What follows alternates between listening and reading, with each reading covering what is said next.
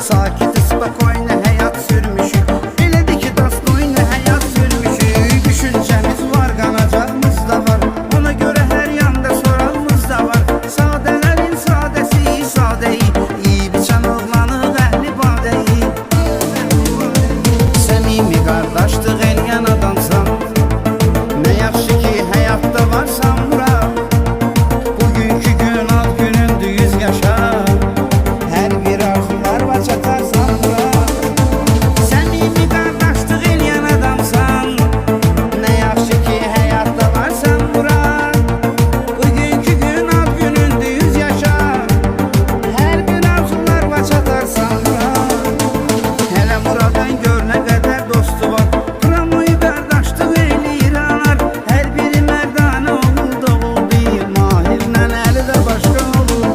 Tərtəmiz istinli dostluğumuz var. Həm Murad həm Mahir əli ilə anar. Ölmə gedər qardaş qardaşı görə. Canını verər qardaş qardaşa görə. Ali cənab bir oğlandı sabahdı. Bu ad günün səbəbkarı Muraddı. Görəndə dostlar sevinirlər səni. Hamını da təbrik edirlər səni. Ən bahalı tort kəsilər sən üçün. 100 yaşa qardaş deyilər sən üçün. Görməyəsən qəm bu həyat yolunda.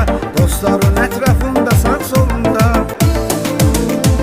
Səmimi qardaşlıq eləyən adamsan, nə yaxşı ki həyatda varsan bura.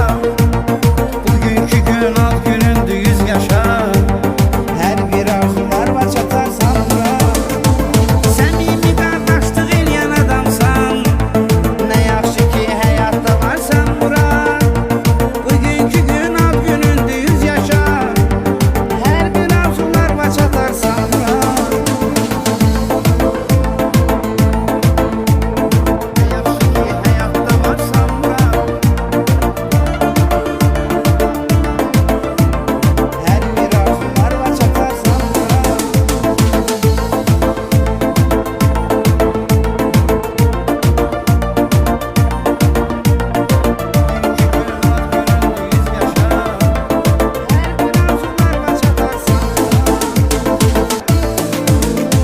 Səmimi qardaşlıq